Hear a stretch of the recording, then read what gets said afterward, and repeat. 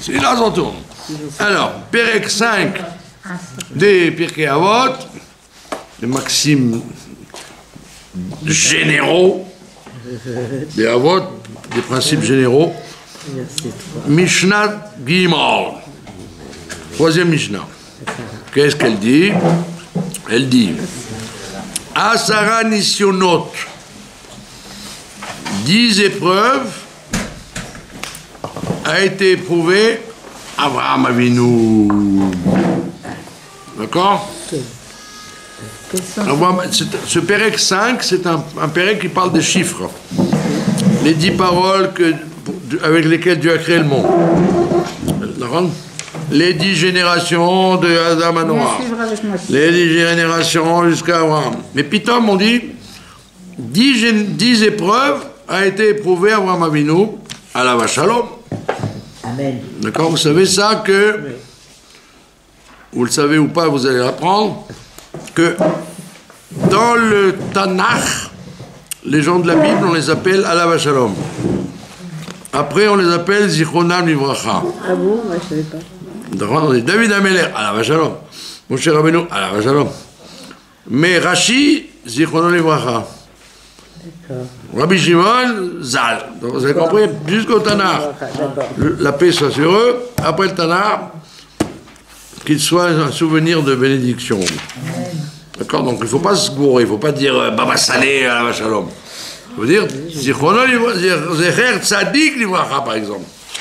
D'accord? Donc là, on apprend ça. Il y a eu 10 épreuves avec lesquelles l'Abraham a été éprouvé à la Shalom. Ve'amad Bekula, mais il a réussi à se tenir droit devant toutes les 10. Pourquoi on te raconte ça? Léo dit, pour te faire savoir, Kama Chibato, combien l'affection de Dieu était pour Abraham, Avinu, Alav Shalom. Donc c'est une grosse question, très bizarre. On lui a mis des épreuves pour montrer combien il était cher à Dieu. Et si tu veux dire qu'il est cher à Dieu, fous-lui la paix. Ne lui donne pas des épreuves. C'est vrai. Vous comprenez l'absurde? Oui. D'accord? Il y a eu 10 épreuves qu'il a surmontées. Tout ça pour t'apprendre combien il était cher à Dieu. Si quelqu'un il est cher à Dieu, ben Dieu le laisse tranquille. La preuve, c'est que le matin, quand tu pries le matin, tu dis dans les brachot, tu demandes à Dieu que je n'ai pas besoin d'épreuves. Je n'ai pas besoin d'épreuves. Lo aliédé nisayon, on dit ça tous les jours. Pas avec des épreuves. Donc on voit bien que les khatrila, a priori, on veut pas d'épreuves. D'accord? Il faut être fou pour avoir une épreuve. Donc quand David Ameler, il a fait le malin, comme on dit chez nous, il a dit à Dieu, éprouve-moi, je suis fort, t'inquiète pas. Non, il était tellement fort qu'il est tombé dans l'histoire de Bathsheba, qui est devenu un panier de crabes, où les gens disent il a fait l'adultère, c'est tout un sipour. Et on a dit tu as vu, tu as fait le malin, tu as demandé des épreuves. Ne t'avise pas de demander des épreuves. Lo aliédé nisayon, c'est pas ton. Comme le monsieur qui a demandé à faire des études à l'université, et le rabbi lui a répondu il n'en est pas question. Il n'en est pas à la fac. Et l'autre, il a chutzpah, il lui dit vous avez bien été à l'université, à Berlin, à Paris, etc. Le rabbi lui a répondu c'est pas parce qu'on a sauté du 25e étage et qu'on n'est pas mort que tout le monde peut le faire. Ça veut dire c'est un nisayon de rentrer dans un milieu assimilationniste, etc. Ne fais pas ça. Moi, je l'ai fait parce que mon beau-père m'a obligé, mais a priori, il ne faut pas le faire. Donc, on voit bien que la Mishnah, elle est bizarre. Elle te dit, on te raconte ça pour te montrer combien Dieu, il aimait Abraham, et il lui a donné 10 épreuves. Et il les a surmontées. Alors maintenant, vous ne l'avez pas dans votre texte, On n'a pas dans le texte, mais les commentateurs, ils vont dire, c'est quoi ces 10 épreuves? Il n'y a pas écrit. D'accord? C'est bien beau de dire il a eu 10 épreuves. Lesquelles sont-elles? D'accord? On va y aller. Il faut y aller. Quand il faut y aller, il faut y aller. Ils ont tous des cahiers. Alors. Tu as une feuille? Non, moi je garde dans la tête. Alors on y va.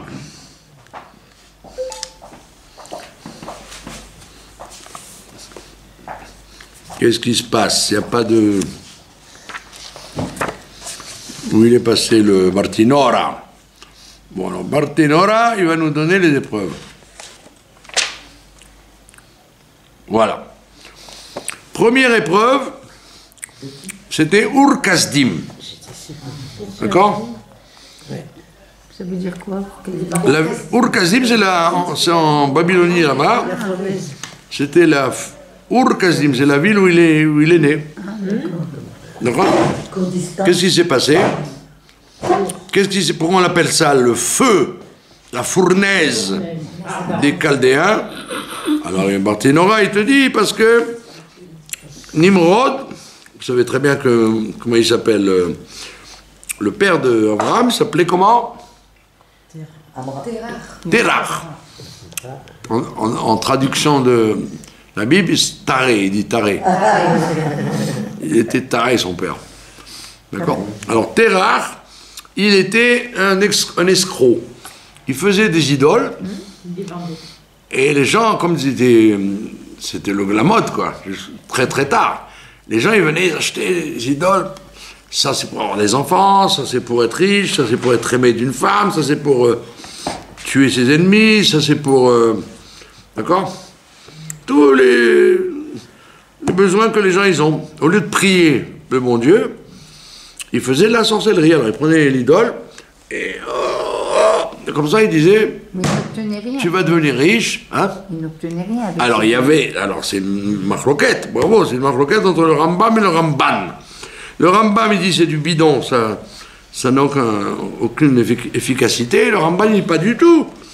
Pourquoi ça a tenu tellement longtemps, des millénaires? Parce que c'est vrai, ça marche. Quand tu fais la truc, prier Dieu, ça marche peut-être pas, parce que tu as des accusations et comment on dit, des obstacles. Les bâtés d'inim, ils empêchent des fois ta prière de monter. Sauf en public. Si tu es en public, ça marche. Mais des fois, il y a des obstacles. Tu n'es pas méritant, donc tu peux demander jusqu'à des années, ça ne vient pas. Mais la sorcellerie, ça marche. Je connaissais un monsieur à Paris, un bon juif algérien traditionnaliste, qui était l'un des plus gros marchands de croix et de Jésus à Lourdes. Il était l'un des plus gros producteurs de croix à Lourdes. Donc il faisait les croix ici, en bois d'olivier, à Jérusalem. Il les faisait à Lourdes, et ça marchait, mais il y avait un monde fou. Et il m'a dit, qu'est-ce que vous croyez, monsieur? Je peux vous témoigner qu'il y a des gens, des paralysés qui sont arrivés, ils sont ressortis sur leurs jambes. Des aveugles qui ont vu. Des femmes qui sont tombées enceintes. Vous croyez que Lourdes, c'est du bluff? Ça marche! Et j'ai dit, allez, ça vous dérange pas de... Mais j'en fous, je fais de l'argent. Mais sachez que j'ai vu que ça marche. De mes yeux. Donc on voit bien que... Donc il y avait des escroqueries, il y avait des idolâtries qui marchaient. Mais lui, Terach, il vendait n'importe quoi. Et son fils, il s'est moqué de lui. Il a dit, papa, arrête de... T'as pas honte de faire ça, tu trompes les gens, arrête. Et il a dit, mon fils, tais-toi. C'est le business. C'est là pour nous. Tais-toi. Qu'est-ce qu'il a fait, Abraham? Vous connaissez l'histoire, il a cassé les idoles. Il en a laissé une grande, comme ça, avec avait un bâton. Et le matin, le père, il est arrivé, il dit, c'est quoi ça? Tu m'as tout cassé. Il dit, moi, papa, j'ai rien fait, c'est lui. C'est lui, tu vois, il est là, ben, il l'a fait. Mais arrête, tu me prends pour un idiot. Il dit, ah, donc tu es d'accord qu'il n'a rien fait, ça peut être que quelqu'un. Et le père, qui est un gentil père, gentil, méritant père, il a été voir Nimrod. Nimrod, c'était Hammurabi, celui qui a écrit le code du talion, œil pour œil, dent pour dent, etc. Et il a dit à Nimrod est venu, il a dit à Nimrod, tu sais, mon fils, c'est un salopard. Il tourne mal. Ah bon? Qu'est-ce qu'il a fait? Il a cassé notre business. Il a tout cassé. Ah bon? Donc il a convoqué Abraham et il a dit, moi je crois dans un Dieu qui domine tout, le feu, l'eau. Ah, le feu, il domine. Et si je te jette dans le feu, jette-moi. Donc il a jeté dans le feu et il a échappé au feu. Ur-Kasdim. Donc c'était une épreuve idéologique. C'est pas une épreuve idiote. Je crois dans la chose, donc je suis prêt à mourir pour elle. C'est beau. Il y a des gens comme ça. D'accord? Pas comme il disait Georges Brassens, mourir pour des idées, mais surtout de mort lente. D'accord? Tous ils sont prêts à mourir pour des idées, les politiciens, mais surtout de mort lente. C'est-à-dire, ils ne va pas sur le bûcher parce qu'il... Donc, lui, Abraham Avinu, il était réaliste. Il a dit, je crois en Dieu, Dieu est plus fort que tout, je descends dans la fournaise ardente. Donc, c'était une épreuve idéologique. Dieu, il a voulu voir si effectivement, il croyait Emouna Shelema dans le Dieu unique. C'est l'épreuve du monothéisme. Et donc, ça s'appelle Ur-Kasdim. Première épreuve. Donc, effectivement, ça résout un peu ce qu'on a dit au début. C'est vrai que un individu, homme ou femme, il ne doit pas demander des épreuves parce qu'il ne sait pas comment ça va tourner. Ça peut tourner très mal. La preuve, c'est que l'autre, là, son frère, Aran, lui, il a dit, mon frère est entré dans le feu, je rentre aussi dans le feu. Yallah. Il est mort, là. Allahu Akbar, il est tombé dans le feu et lui, il est mort. Il a brûlé. Parce que le feu, Abraham, il dominait le feu, mais pas son frère. Donc, l'Echatrila, c'est vrai que tu ne dois pas demander des épreuves. Mais dans la vie... On ne les demande pas, ils viennent tout seuls. Voilà. Elle est venue parce qu'il n'y avait pas le choix. Il devait démontrer que Dieu est Hachem Echad. Et que tout le reste, c'est de la blague. Donc c'était une épreuve, malheureusement, indispensable pour vérifier qu'est-ce qui valait. C'est l'épreuve qui est arrivée à tous les Juifs d'Europe de l'Est, quand ils sont arrivés en France, où tous les pieds noirs, tous les nord-africains, après l'indépendance de l'Algérie, de la Tunisie, etc., tout le monde est arrivé, et à ce moment-là, on a vu qui était vraiment dans la Torah et qui ne l'était pas. Qui était prêt à faire Messieurs au Nefesh pour acheter de la viande cachère à Saint-Paul, ou qui disait, allez hop, en Tunisie, il y avait des bouchers et tout. Les bouchers tunisiens, il y en avait tout le temps, mais ici à Paris, on ne peut pas. Donc on va acheter Taïf, tant pis. Donc c'était une épreuve, et ceux qui sont arrivés de Théma en Israël, c'était une épreuve pour vérifier où tu en es. Si tu fais les choses parce que tout le monde le fait, comme c'était en Afrique du Nord ou en Pologne, etc., ou si tu le fais parce que vraiment tu y crois. Donc c'était un Nisayon qui était un test pour vérifier quelle est la vraie attache que tu as à la Torah ou pas. Et on voit que c'était pas brillant le résultat, parce que le rov des gens, ils ont plongé. Donc ça, tu peux pas dire que tu échapperas, tu ne peux pas échapper à ça. Même si tu te dis, je ne veux pas d'épreuve, le bon Dieu, il te la mettra quand même. Parce qu'il a besoin de savoir si oui, tu es prêt à faire 2 heures de métro pour acheter de la viande cachère, ou tu vas descendre chez Bernard en bas. Comment ils peuvent la manger, cette viande de Bernard? Il y avait une grande... que vous sachiez, ma chère madame, qu'il y avait une dame qui, quand elle est arrivée à Paris, elle habitait dans le 15e. Beau quartier, etc. Mais il n'y a pas de boucherie cachère. Et donc, elle avait une... Qu'est-ce qu'elle faisait? Alors, elle achetait de la viande hachée et elle faisait le couscous avec. Alors, on lui disait, mais c'est pas cachère. Oui, mais je fais le couscous avec. Donc, elle faisait le Shabbat avec de la viande taref. Couscous et dafina, tout avec toutes les coutumes, mais tout faux, quoi. C'est difficile, hein? Bon, il y avait plein de gens qui croyaient que Dieu pardonne. Dieu pardonne, mais tu vas voir les conséquences. Mariage mixte et c'est plus rien. Donc c'est une épreuve à laquelle le Ham Israël ne peut pas résister. Tu ne peux pas échapper. Il faut qu'on voit ce que tu vaux. C'est facile d'être à la yeshiva, d'être à Mehacharim, tu es en bon milieu. Mais si je te jette dans un endroit où il n'y a rien, est-ce que tu vas continuer à manger cachère ou pas? C'est pas la peine de manger de la viande, de manger du poisson. Vous, comme ça.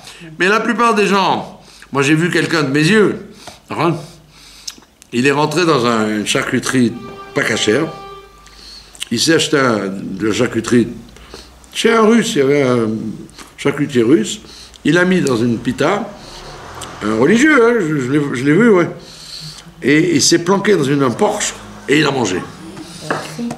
Le bon Dieu l'a vu. J'allais pas lui dire je t'ai vu, mais ça veut dire ou alors dans mon immeuble il y avait mon immeuble il est à la frontière entre le quartier religieux de Géoula et les quartiers laïcs de Yafo. Et dans mon escalier plusieurs fois j'ai vu des gens Streimel qui fumaient Shabbat. Ils pouvaient pas s'empêcher. Et quand ils m'ont vu, alors des fois je suis monté avec des invités. Alors ils se sont dit, je croyais être dans un immeuble laïque, puis Tom, je vois des religieux qui montent. Alors ils ne savaient plus quoi faire. Donc il y a des gens qui ont des épreuves, et malheureusement, le bon Dieu, il dit, j'ai besoin de savoir où j'en suis, moi, avec toi. Et je ne peux pas le savoir si je ne te mets pas l'épreuve. Donc tu peux prier jusqu'à demain matin. Lo alidé nisayon, le bon Dieu il va te mettre le nisayon pour voir si tu es fort. Donc c'est ce qui s'est passé avec Abraham Avinu. À Ur Kasdim, il a eu l'épreuve idéologique. Tu es avec moi ou tu n'es pas avec moi? Première épreuve. Deuxième épreuve, lech lecha. Pars d'un endroit où tu es bien, tu es accepté, tout le monde te connaît, tu parles la langue, et tu vas dans un autre pays, d'accord? Que tu ne connais pas. C'est pas Médinat Israël avec un aéroport et des shkalim et ce que tu veux. C'était le trou. Il y avait un trou avec 7 peuples bizarres, idolâtres, et Dieu lui dit, c'est là. C'est là. Donc c'est une grosse épreuve d'avoir confiance. D'accord? Ça, c'est une épreuve classique de la vie. Des fois, tu es obligé de changer d'endroit. Parce que tu n'as pas le choix. Tu changes d'endroit, tu es obligé de prendre tes valises et dégager. Lech lecha. D'accord? Et ça, c'était obligé aussi parce que son devenir, c'était pas de rester à Bavel, c'était d'acquérir la Terre Sainte, qui à ce moment-là n'était pas du tout Terre Sainte. Il y avait une tradition, comme quoi quand Noach il est sorti de l'arche, il a partagé le monde. Il a dit à Yafet, toi tu iras au Japon, l'Inde, l'Indonésie, le Vietnam, Yafet. Toi, Ham, tu prends l'Afrique. Et toi, Hachem, tu prends le Moyen-Orient.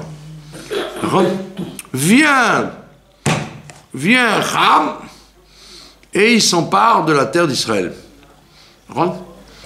Les enfants de Ham, Canaan. Il a volé aux enfants de Shem la terre d'Israël. Donc en fait, ça n'est que juste retour des choses qu'Abraham reprenne la terre de Canaan, puisqu'elle n'était pas à Canaan, elle était à Shem. Et lui, Abraham, il descend de Shem.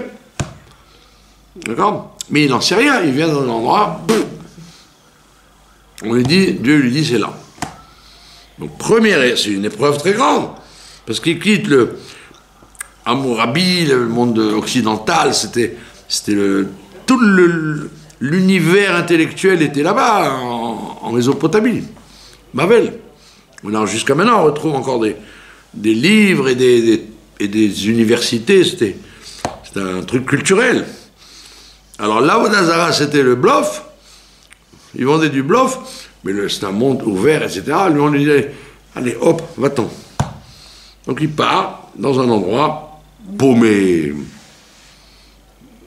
D'accord? Lech Lecha. Et c'est ce que n'ont pas compris tous les juifs à travers les siècles. Quand c'était le moment de partir, ding, ding, ding, ding, les birourim sont finis là, on n'a plus rien à faire, va-t'en. La plupart n'ont pas compris, ils sont partis, comme on dit chez nous, une main devant, une main derrière. D'accord? Comme je disais à mon papa, à la vache à l'homme, si tu avais su que les birourim sont terminés, tu aurais vendu tes biens et tu es parti. Mais comme tu n'avais pas étudié la chassidoute, tu croyais, on va rester encore là. Et donc dans tous les pays, après la guerre, dans tous les pays du monde, les juifs ont été jetés dehors. Et très peu ont compris qu'il fallait vendre. Donc c'est l'Ech Lecha, ils ont eu l'épreuve de l'Ech Lecha. Va-t'en. D'accord? Va-t'en. Comme maintenant. Hein. Quoi maintenant? Pourquoi comme maintenant? Maintenant dans le monde. Ah, ça c'est difficile de dire. C'est délicat parce que les Tunisiens ils disent il faut mériter Eretz Israël. C'est pas parce que tu veux venir que tu vas être accepté par la terre. Des fois la terre elle va te recracher comme il faut. Il faut mériter, les rabbins tunisiens ils disent. Chez Tisquet. Ils veulent pas quitter. Voilà. Et alors mais ils laissent leur vie pour l'argent, franchement. Que Dieu nous... Les Juifs ils ont souvent fait ce calcul, ce faux calcul. Je vous ai raconté mon oncle, j'ai un oncle, qui était à Vienne. À Vienne, ils avaient des brasseries, bref, hein, des brasseries saucisses et bières. Ça marchait très fort. Et en 1933, quand Hitler et Marshmallow ils montent au pouvoir, il y en a, ils ont fait une réunion de famille. Charlie, oui, je suis là vite. Ils ont fait une réunion de famille, tous les frères. Ils ont dit voilà, qu'est-ce qu'on fait? On vend, on reste. Et ben ils ont dit. Ben, ils ont partagé les voix. Une partie est partie, a dit oh, c'est bye bye, ils ont pris leur part d'argent et sont venus ici. En 1933, il n'y avait rien, moins que rien. En 1933, il n'y avait rien du tout. Une partie est partie en Angleterre, une partie est restée en Autriche. Et ils gagnaient du pognon. Les saucisses de Francfort et de... Oh, c'est bon. Ceux qui sont restés en Autriche, chut, ils ont été tous envoyés à Auschwitz. On leur a pris leur argent. Ceux qui sont venus ici, c'est Marie de Choulamite. Ils sont venus ici, ils ont été sauvés. Et ceux qui sont en Angleterre aussi. Donc on voit que c'est des fois l'argent, la réputation, c'est très dur de dire l'Ech Lecha. Moi je sais quand je suis parti de France, les gens ils disaient mais tu t'armais de la tête mon mec. Ciao Olamaba, tu vas dans un pays de sauvages. Je suis arrivé en 82, il n'y avait rien ici. Il y avait, dans les magasins, il y avait de la poussière jusqu'au... Il y avait 1 kilo de poussière dans chaque magasin. Et dans les macolettes, il n'y avait rien. Un peu de fromage, un... Choum davar. Choum kloum. D'accord? Donc c'était l'Ech Lecha, en quelque sorte. Mais comme le rabbi m'a dit pas, donc j'ai dit c'est bon. J'ai pas fait le malin. Alors qu'il fallait le faire. Hein. J'étais à Guillot, je vous dis, il y avait 2 macolottes. C'est amusant.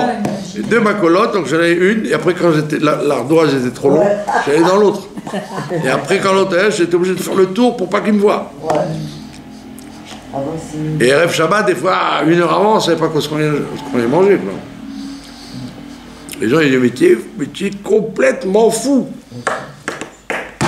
D'accord, mais c'est pas un vrai l'echlecha, parce que moi j'avais un tampon du rabbi, ma femme était d'accord, etc. Mais lui, d'accord, il aurait pu dire, non, j'ai mal compris, je suis bien à Babel là-bas, c'est bien, on me laisse tranquille. D'accord, il avait fui Nimrod, il était dans un autre endroit, bravo. Donc il arrive quelquefois qu'il y a des gens qui ont un problème de l'echlecha. C'est pas évident, vous dites les Américains, les Français, c'est un problème de l'Afrique. D'accord? Il y en a qui viennent pour l'éducation des enfants, d'autres qui viennent parce qu'ils ont volé la France, il y a tout ce qu'on veut. Et il y a des gens qui sont partagés entre le... Entre l'Orient et l'Occident. Il y a les Yavo. Il y a les Yavo. Deuxième épreuve d'Abraham. C'est intéressant? On continue. 3e épreuve. Mais c'est bizarre que quand il a été à l'âge de 3 ans, quand il a été enfermé 3 ans dans la grotte, c'était pas une épreuve, ça? Non, il découvrait Dieu au fur et à mesure, ouais. C'est pas une épreuve, non. Non? Non, la première, c'est le feu. 3e épreuve, Vayehi Ra'av. Il arrive ici, il n'y a rien à manger. Dieu lui dit, Lech Lecha, tu vas voir la terre, wow. À la Kefak, tu vas voir tout ce que tu as à Babel, tu vas l'avoir en Israël. Il arrive ici, il y a la famine. Et la famine où il arrive, et les gens lui disent, eh oh, tu nous as amené la shkouboun, toi. La poisse, tu nous as amené. Dès que tu es arrivé, il y a la famine. Il ne sait pas quoi faire. D'accord? Alors, le Ramban, il dit, il aurait dû rester. Il aurait dû dire, je tiens bon jusqu'à ce que la famine s'arrête. Et lui, il a fait une erreur, d'après Ramban, il a fait une erreur. Il est parti en Égypte. Qui c'est qui a fait une erreur? Abraham, descendant en Égypte. Quand il y a eu la famine, il aurait dû rester d'après Ramban, parce que Ramban, c'est un grand Israélien, lui. Les mitzvot, c'est qu'en Israël, rien de nouveau qu'Israël. C'est pour ça qu'il est parti d'Espagne, il est arrivé ici. Mais les autres, ils disent, il n'avait pas le choix. Quand il y a rien à bouffer, on peut partir, c'est ce que dit le Rambam. Le Rambam, il dit, si tu n'as rien à manger, ne reste pas. Mais c'est pas Hachem qui lui a dit de partir en Égypte. Jamais de la vie. C'est lui qui a pris la décision. Après, c'est lui qui a dit, comme ça, je vais devenir riche, parce que toi, Sarah, tu vas m'apporter la bracha, et je vais être riche grâce à toi. Mais c'était pas obligé. Mais elle avait un héritage déjà, Sarah. Pardon? Elle avait reçu un héritage d'une terre, Sarah. Voilà. Mais en vérité, c'est très dangereux ce qu'il a fait. D'emmener sa femme, la cacher dans la caisse. Là, tu as pris un gros risque, Abraham, là. D'accord? Donc, quelle était l'épreuve? Et c'est l'épreuve qu'on voit très souvent dans la vie. Que tu dis, moi, je vais m'engager dans la Torah. Je vais faire ça, je vais faire ça, je vais faire ça. Et c'est sûr que je vais avoir toutes les brachot du monde. Et on voit que c'est pas comme ça que ça marche. Tu arrives, bon, en disant, voilà, tu vois, j'ai fait un effort, hein, donc maintenant, renvoie-moi l'ascenseur. Et le bon Dieu, il dit, on va voir si tu es vraiment attaché à moi. C'est tout le contraire. Rav Bares, tu arrives là où je t'ai dit, tout va bien, et tu as, au lieu d'avoir la bracha, tu as la caisse vide. C'est un Nisayon. Et donc ça, c'est un Nisayon que tout le monde peut avoir. Que quand il croit que dans la vie que j'avais avant, je n'étais pas très scrupuleux de telle et telle mitzvah, bon, je comprends que ça ne marchait pas. Maintenant que je suis attaché à Dieu, tout va marcher bien. Shlom Bayit, les enfants, la parnassa, la santé, hein, et puis des fois on voit que c'est pas tout à fait comme ça. Donc ça s'appelle un Nisayon. Un Nisayon de Imuna. Très fort. D'accord? il y avait une histoire comme ça avec... il y avait deux chassidim qui se sont rencontrés. Alors l'un, il dit, comment ça va? Il dit, moi ça va. Ta femme, ah, formidable. Tu as des enfants merveilleux. Tu as par là ça, tout va bien. Toutes les brachot que le rabbi m'a faites, accomplies. Il dit, et toi? Et moi, le rabbi m'a fait les mêmes brachot, ma femme, catastrophe. Les enfants, la bagarre, puisqu'il y a la bagarre entre ma femme et moi, donc il y a la bagarre entre les enfants. Ça réjaillit sur la parnassa, donc j'ai pas un rouble pour faire Shabbat. Tout foiré. Ah bon? Il dit oui. Et quoi, malgré les brachot du rabbi, oui, tout. Il dit alors, donc qui a le plus de mérite? Celui-là, parce qu'il est resté chassid et attaché, alors que tout foire. Bon, ça c'est effectivement, des fois, un truc qu'on ne peut pas comprendre. Parce qu'a priori, d'après nos textes, si quelqu'un il fait comme il faut, il nettoie il a balayé le passé, donc théoriquement tout devrait s'arranger doucement, doucement. Pas d'une seconde à l'autre. À Paris, il y avait un dentiste qui gagnait des 1000 et des 100. Il était millionnaire. Puis Tom, on lui dit, hey, Shabbat, Shabbat. Mais il dit, c'est fou, Shabbat, c'est le meilleur jour. Tous les gens, ils viennent, couronne par-ci, bridge par-là. Je fais le meilleur jour des millions, je fais Shabbat. Et ben, il faut, tu fermes. Je ferme. Oui, monsieur, Shabbat. Et tu vas voir, la parnassa, tu vois ça, j'entends, il ferme, il a dégringolé comme il faut. Parce que en 6 jours, il ne rattrapait pas ce qu'il faisait le Shabbat. Alors, il a dit, non, je vais arrêter. Non, c'est pas pour moi. Alors, quelqu'un qui l'a rapproché, quoi, lui a dit, non, accroche-toi, tu vas voir. Tu vas souffrir quelque temps, après ça va s'arranger. Et il a écouté, effectivement, après, il arrivait à faire tous ses clients qui venaient le Shabbat, au lieu d'avoir des caries et des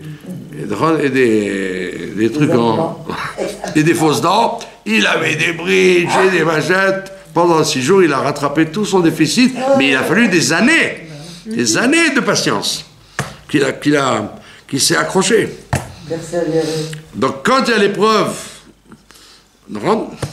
que Dieu il t'a dit quelque chose, il t'a promis et tu vois que ça ne marche pas, tu dois insister quand même. C'est pour ça qu'Abraham il est retourné en Eretz Israël, parce qu'il a eu confiance. Donc c'est un cas d'épreuve qui arrive à n'importe qui, qu'on appelle la patience. Chouïa, attends, regarde. Pas que les gens, non, ça marche pas. Vous connaissez les Israéliens, les Français, quand ils... Ah, ça marche pas, je retourne en France. Attends, ça marche pas à Jérusalem. Va à Natania, va à Dimona, va... Non, il n'y a pas que Jérusalem. Peut-être Jérusalem ne veut pas de toi, parce qu'il faut un degré de Kedusha à Jérusalem. Alors va à Natania, là-bas c'est plus cool. Ou Ranana, ou Tel Aviv. Là-bas, la terre va t'accepter peut-être. Non, mais les gens c'est ou ça marche tout de suite ou je m'en vais. C'est pas comme ça que ça marche. Le rabbi il dit il faut 1 an de souffrance en Israël au moins. 1 an de souffrance pour que la terre t'accepte. Donc c'est le prix à payer. Quoi. On t'a pas dit de mourir, mais tout change, tout change. Voilà. D'accord. Mais ils sont plus directs, les Israéliens. D'accord, c'est un autre monde. Donc il faut être accepté par la terre. Si tu es souriant avec la terre t'accepte. Si tu fais la tronche, la terre te dit, allez, va-t'en, allez, va, tu te crois où ici, à Los Angeles? Ici, c'est la ville du roi. Et quand on est chez le roi, il faut être bien habillé. Tu ne peux pas être sale. Il faut enlever tes mauvaises habitudes, Et puis c'est un Isaïon pour Avat Israël ici. Tu n'as que des juifs. Donc il faut se les farcir. Là-bas, on se l'arrête, tu as au moins quelques goy. Bonjour monsieur, au revoir monsieur, ouf, ils sont reposants. Mais ici, pourquoi tu as fait ça? Pourquoi tu as dit ça? J'ai ma belle-sœur, elle travaillait à Ocherad. D'accord? Elle était caissière. D'accord? Alors il y a une dame avec un énorme chariot qui met ses produits. Et une fois qu'elle a fini, alors ma belle-sœur lui dit: en quoi tu payes? L'autre lui fait: tu vois pas que je suis au téléphone? Ça s'appelle pas... Hein, c'est pas du culot, ça? Elle a fini, il y a des gens qui attendent la queue derrière, elle lui dit à ma belle-sœur: tu vois pas que je suis au téléphone? C'est-à-dire, elle a pas tort, puisqu'elle est au téléphone. Il peut y avoir donc une heure d'attente. Donc, des trucs comme ça, vous les voyez qu'ici. Il y a des épreuves ici de ouf. Je dis, ben, je rêve. Je dis, Miata Bichlal. Qui es-tu? C'est un film de science-fiction. Vous voyez quelqu'un qui prend la queue, vous dites: oh, il y a la... derrière. Il dit: Miata Bichlal. Et si tu oses lui dire, c'est la chutzpah d'oser lui dire qu'il a doublé 40 personnes. Miata Bichlal. Voilà, donc l'épreuve du Ra'av, c'était la 3e. 4e épreuve. Alors, la 4e épreuve, ben, c'est Vatukari Aïcha Bet Paro. Sa femme a été prise chez Pharaon. Les gens, ils croient qu'il avait les doigts dans le nez. Non, il tremblait comme ça quand il est arrivé à la douane. Et si elle est attrapée, parce que c'était la loi là-bas, une femme qui arrive à la douane, elle doit aller chez Pharaon. Comme il y avait au Moyen-Âge, comme il y avait en Bavel, comme il y avait en Tchécoslovaquie, partout il y avait ce qu'ils appelaient le droit de cuissage. Un homme ne peut se marier que si sa femme va avec le roi. C'est Achashverosh. Achashverosh, c'était pareil. Mais là-bas, on te dit dans la Megillah que les femmes, elles étaient contentes. Parce que peut-être elle va être la reine d'Achashverosh. Donc les goïms, ils s'en fichaient. Mais pour les juifs, c'était une autre paire de manches d'accepter que sa femme ou sa fille aille chez Achashverosh. Donc lui, Abraham, c'est la première fois que ça se passe. Il a beau la planquer dans la caisse, ça n'a pas marché. Ils ont ouvert la caisse, on dit qu'ils étaient là. D'accord? Donc il a eu très peur. Parce qu'il a dit: c'est vrai que je vais devenir riche grâce à ça, mais peut-être pas que non. C'est quoi une épreuve?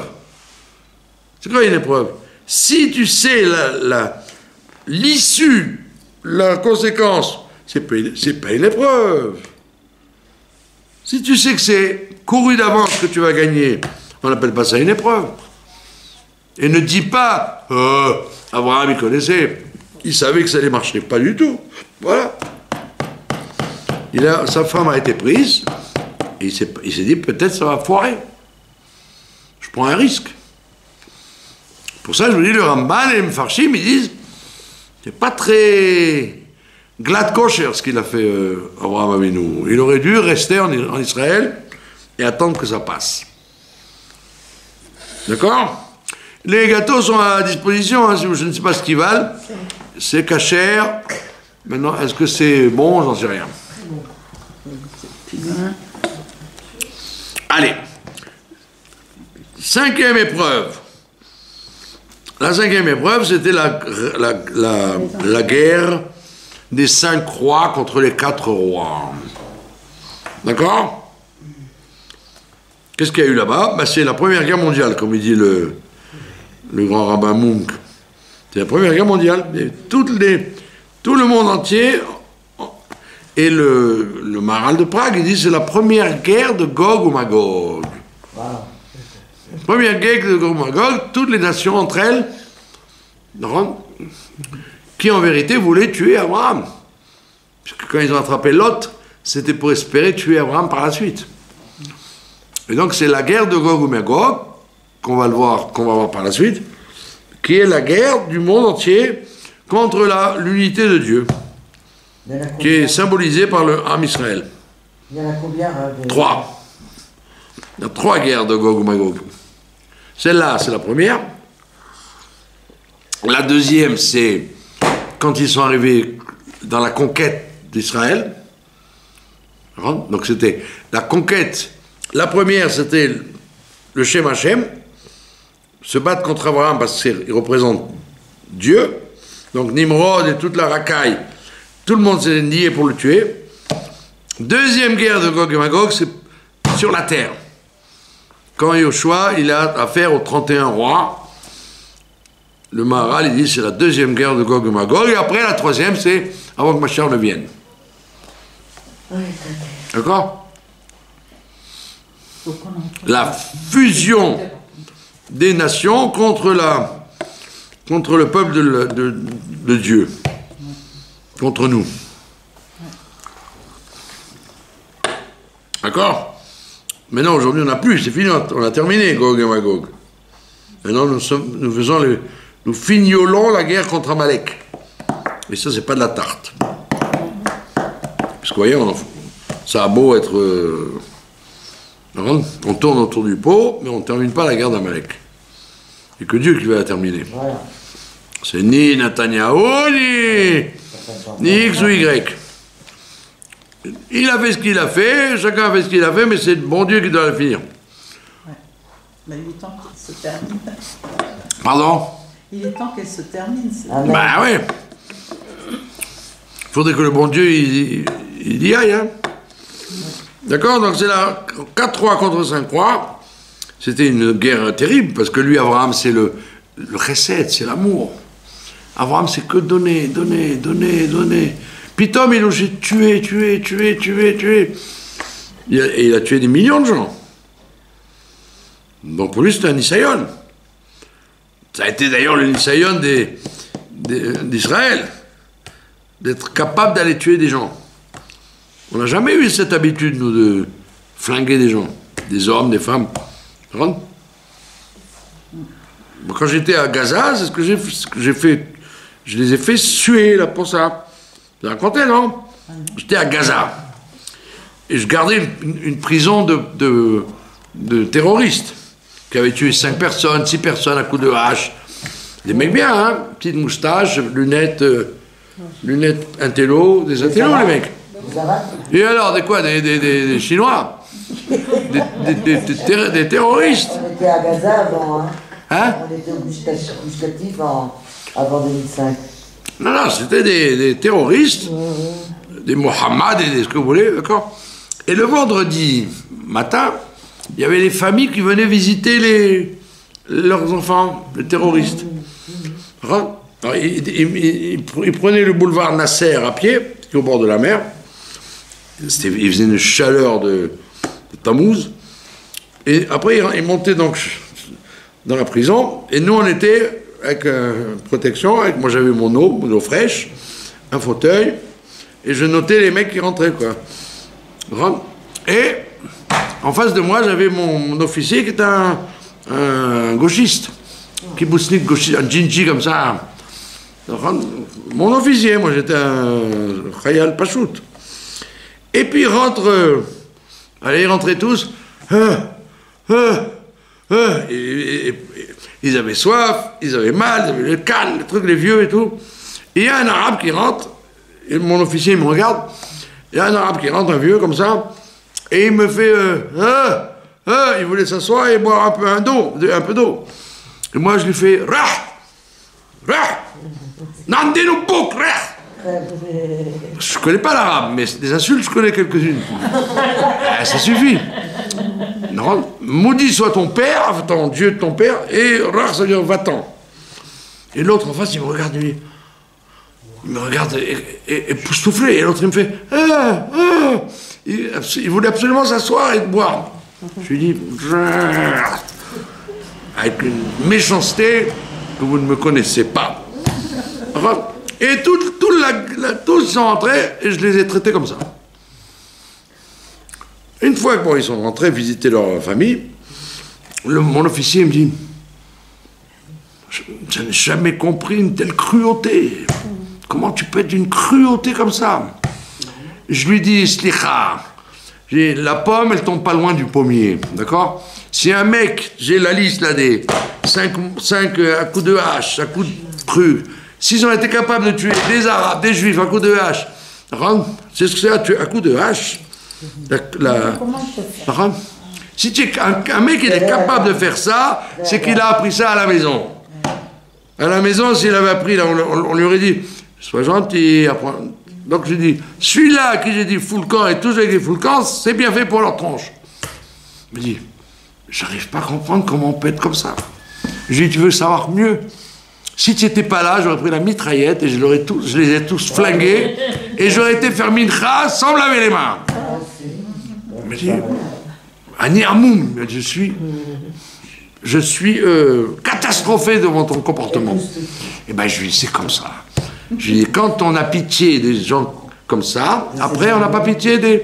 Je dis, moi, toi, je t'aime pas, tu es gauchiste, tout ce que tu veux. Tu tombes dans les pommes, je viendrai t'aider. Mais eux, je suis prêt à les tuer tous. On me dit, qu'est-ce que tu fais dans l'armée? Je lui dis, justement, c'est pour ça que je suis dans l'armée. Et ils ne voulaient pas qu'on vienne, parce qu'on leur cassait le travail. C'était Pourquoi il y a eu le 7 octobre? Parce qu'il y avait ça. Exactement. Mais c'est gentil, on n'est pas des assassins. On doit être des assassins devant des gens qui ne respectent rien. D'ailleurs, c'est ceux qui les aidaient qu'ils ont tué en premier. Il faut être fou. Il faut attendre quand Trump il comprenne ça pour qu'ils disent oui, d'accord, on va essayer de... D'accord? Donc on te dit, c'était une épreuve pour Abraham parce que c'est pas la nature des Juifs de tuer des gens. Mais malheureusement, il faut des fois le faire. Pas le choix. Et à chaque fois qu'on ne le fait pas, voilà. on retombe dans le même... Donc il t'a dit, c'était une épreuve pour Abraham. Mais après, tu lui as dit, tu as très bien fait, et toutes les brachot, tu les garderas.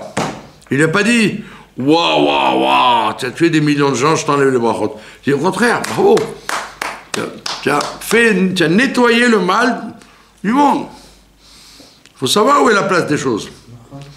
D'accord? C'est pas que la gentillesse dans le monde, il faut aussi de la rigueur. Malheureusement, les Juifs, c'est pas bien de dire ça enregistré. Quoi non? Non, parce qu'il y a assez d'antisémites. Mais je m'en fiche des antisémites qui viennent me voir. Il y a malheureusement des Juifs qui sont capables d'avoir une grande pitié pour tous les bandits du monde, mais pour leurs frères, ils n'en ont rien à faire. Ils renversent. C'est peut-être pas des Juifs. Hein. Ils renversent. C'est des Juifs. Arrêtez de répéter toujours les mêmes énormités. C'est des Juifs. Des vrais Juifs. C'est Erev, c'est des Juifs. C'est des Shamot Israël. Et non. Et c'est la même chose que vous et que moi. Et Erev Rav, il peut faire tchouva? Erev Rav, ils vont faire tchouva quand vous avez fait tchouva. Vous étiez aussi Erev Rav. Avant? Oui, madame. C'est intéressant. Erev Rav, c'est une catégorie de Neshama qui va contre Dieu. Mais c'est des Neshamot. C'est pas des étrangers. D'ailleurs, il faut être que juif pour être comme ça. Un gars, il ne peut pas arriver à une absurdité comme ça de faire tout à l'envers. Il n'y a que des neshamot juifs qui peuvent arriver à renverser complètement la pitié pour ceux qu'il ne faut pas et la cruauté pour ceux qu'il ne faut pas. Tu renverses, c'est tout.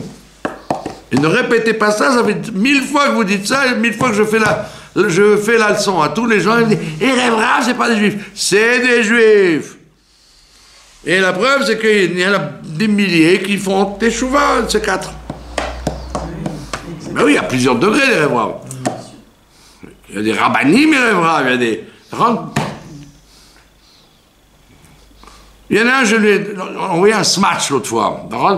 Il m'a dit, c'est pas Erev Rav, parce qu'ils ont emmené des centaines de morts. Ils ont entraîné des centaines de morts. Je lui ai dit, écoute, entre nous, qui a fait les accords d'Oslo, qui ont provoqué des milliers de morts? C'est le Rav Ovadia Yosef et Ari Ederi et le Chasse. Donc le brave Ovadia n'est pas juif, ni Ari Ederi. Il m'a fait comme ça. Eh bien oui, Coco, si faire des saloperies, ça signe qu'on n'est pas juif, alors il y a plein d'autres qui ne sont pas juifs. Pas toute l'histoire. Il y a quelque chose derrière ça. D'abord, le Rav Ovadia Yosef, Zechrono Livracha, il a cru à cette idiotie.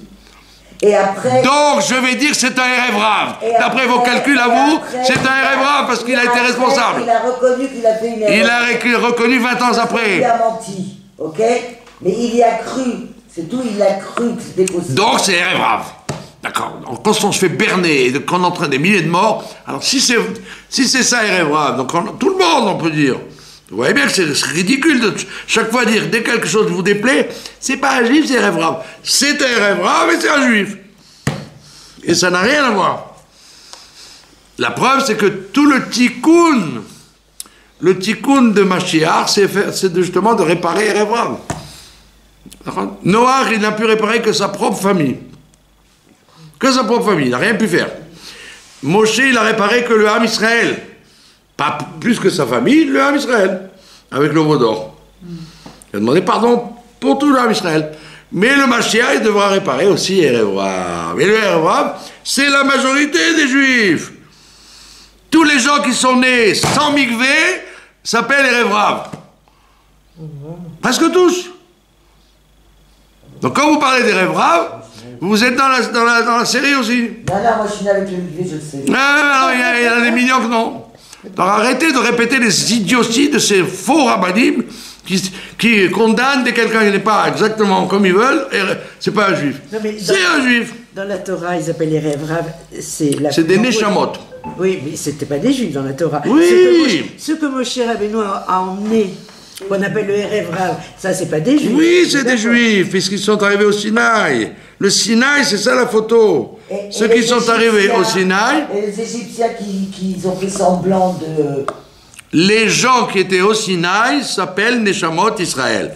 Que ce soit Aaron, Nadav Avihu, les Eskenim, jusqu'au Erev Rav, ils étaient au Sinaï, donc c'est les Neshamot Israël. Alors qu'il y a plein de gens qui descendaient d'Abraham, Yitzhak et Yaakov en Égypte, et qui ne sont pas sortis. Et qui sont pas juifs du tout, ils sont restés, ils ont disparu. Vous voyez, donc c'est un truc désagréable, tant que vous voulez, mais ça ne s'appelle pas Erev Rav. Ça ne s'appelle pas Goy. Les Égyptiens qui sont sortis d'Égypte, parce qu'ils voulaient suivre l'abondance. Et après, ils étaient au Sinaï, ils sont juifs. Comme on dit chez nous, next please. Alors, attends, non, encore. Ils sont partis, c'était pas juifs, ils sont devenus juifs quand ils ont reçu la Torah. Voilà. Ils ont accepté là, ils étaient au Sinaï. Mais c'était bien des non-juifs quand ils sont sortis. Mais il n'y avait pas de juifs avant. Il n'y avait pas. Il n'y avait pas. Si, il y avait les... Non, il y avait des... la famille de Yaakov. Non, c'était pas des juifs, c'était des Bnei Noach, des Bnei Abraham, Yitzhak et Yaakov. Il n'y avait pas ce moussag, cette notion de juif. La notion de juif arrive au Sinaï. Au Sinaï, après, il y a ceux qui se convertissent après à la halakha ou ceux qui sont descendants d'une mère juive. Mais donc, tous les gens qui étaient au Sinaï, y compris qui vous voulez. Alors, vous essayez de défendre le chasse et compagnie. Moi, je vais vous dire, si c'est comme ça, Vous n'avez rien à foutre de chasse, vous ne racontez pas toute l'histoire, excusez-moi. Je raconte exactement l'histoire. Non, vous n'avez pas de respect parce que je ne me trompe pas. C'est trop facile de dire « Ah, je me suis trompé ». Comment tu t'es trompé? Quand tu as un cerveau dans la tête, tu rentres pas dans une histoire pareille. C'est vrai que le Rav Ovadia Yosef, il est né en Suisse. Il n'a jamais connu les Arabes. Ah, bah voilà. Ah, bah oui, quand on ne connaît pas. Ah, il était en Suisse. Non, Il était d'Irak. Il s'appelait Abdallah. Il les a connus, les massacres. Et après, tu viens dire que les Arabes, on peut faire la paix avec eux.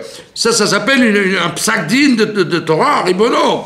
Après, ils ont retourné leur veste tous. D'accord? Et maintenant qu'ils sont morts, on dit Allah Shalom. Oui, Allah Shalom. Que Dieu lui pardonne ce qu'il a fait. Lui et Neri, toute la bande.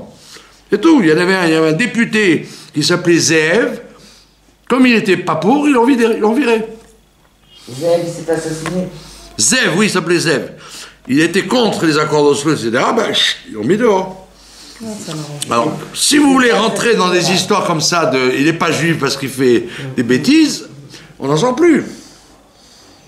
Que Dieu ne plaise d'arriver à ça.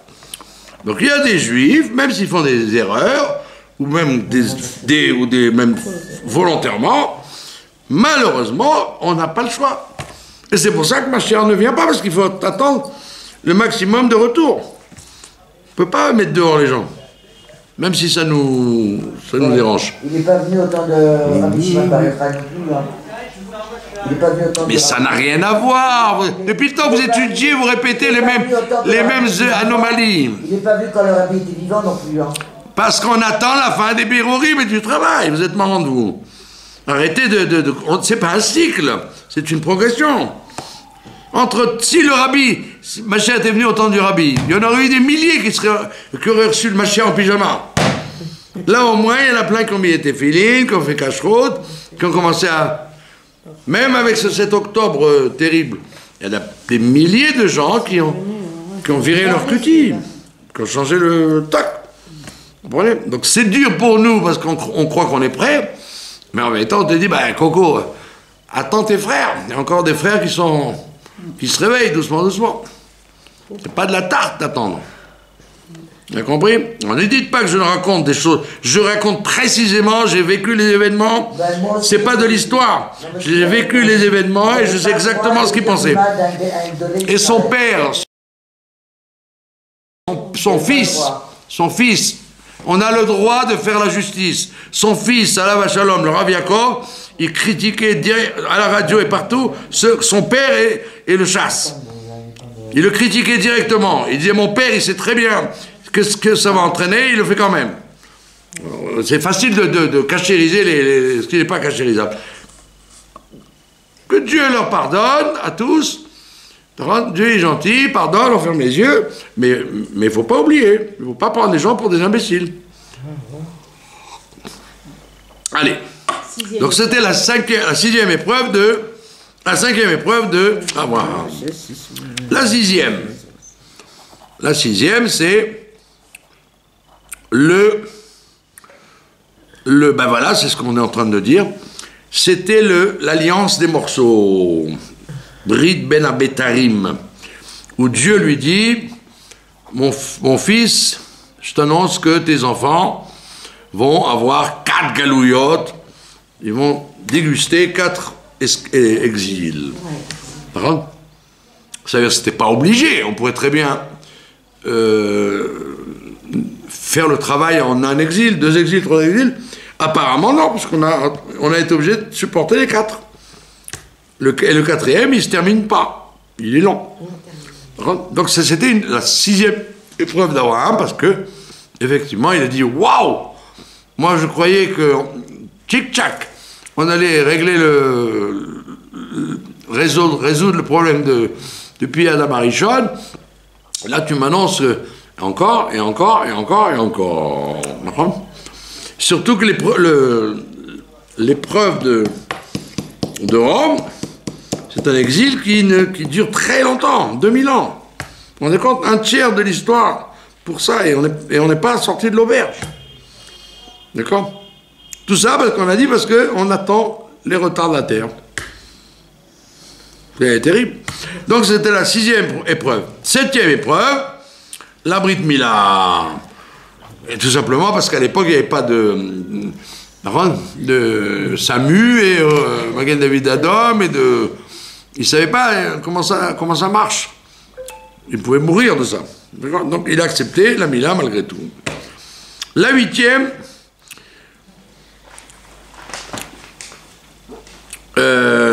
encore une fois, sa femme a été attrapée par Avimelech. Avimelech, c'est le roi des Philistins.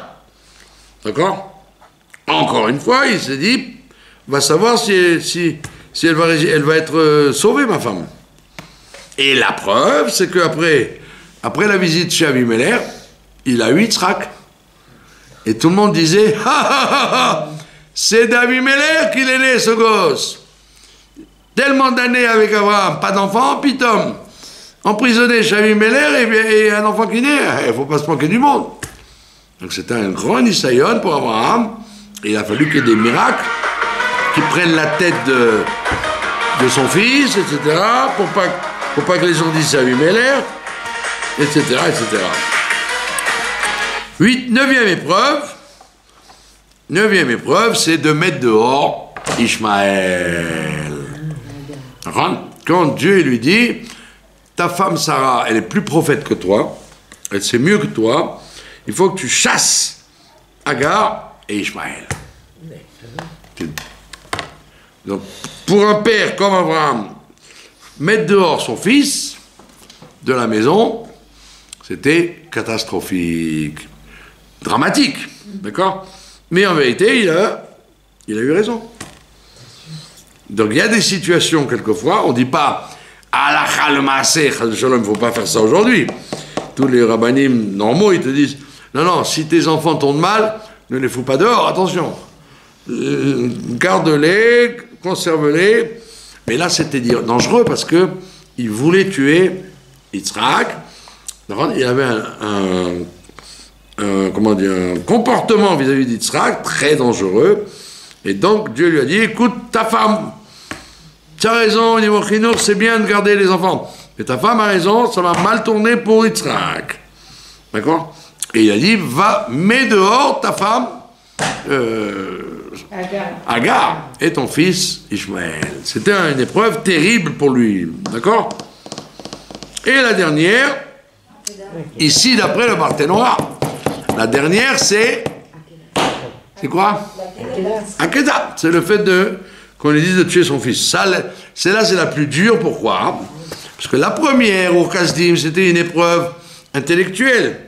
Dieu me dit, je suis un, moi je tue pour lui. Ok. Là, Dieu m'a dit, ne tue pas. On ne tue pas, et surtout pas ton fils à Dieu. Et on vient lui dire, tu sais quoi, allez, vas-y, tue-le. Il dit quoi? Tout ce que j'ai fait, c'était bidon, là, c'était faux. Tout faux. Oui, tu as tout faux. Tu as tout faux. Mais tu m'as dit qu'il y aura une descendance. Eh ben, c'est fini. J'annule. Est-ce que vous vous rendez compte c'est d'ailleurs l'argument je vous l'ai répété plusieurs fois, en Espagne. Quand les chrétiens, ils ont convoqué Abrabanel et les rabbinim, ils leur ont dit Dieu était avec vous, maintenant il est avec nous.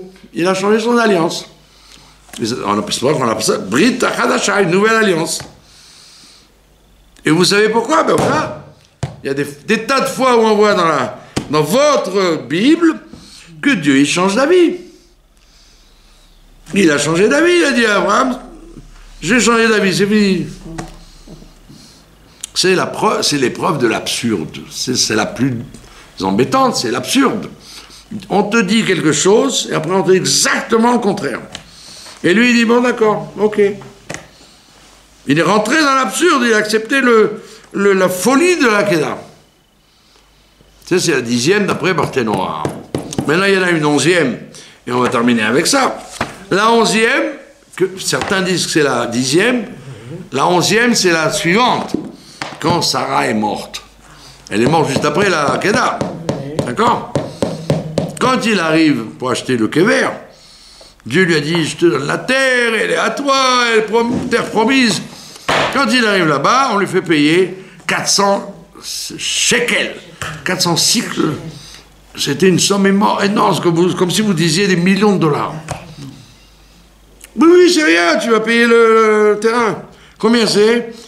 Quelques millions de dollars, tu les as. Et lui, il paye. Il aurait pu dire à Dieu, oh, après ce que tu viens de me faire, la Kedah, et Sarah qui meurt, maintenant tu me fais le coup, que même ça tu me donnes pas, la terre que tu m'as promise, je la paye. Et il se tue, il a quand même payé. Et il y en a qui disent c'est encore pire que la Kedah, parce qu'après tout ce qu'il a vécu, il croyait que c'était fini. Il y a des gens comme ça dans la vie. Ils ont des épreuves. À un moment, ils disent, ouf, ça y est. Je crois que maintenant, ça y est, j'ai payé. Et puis, hop, on leur remet sur la tête. Donc, c'est pour ça que ça peut être des fois une épreuve plus grave, parce que quand elle arrive après un ensemble de choses qu'on aurait dû régler, c'est fini.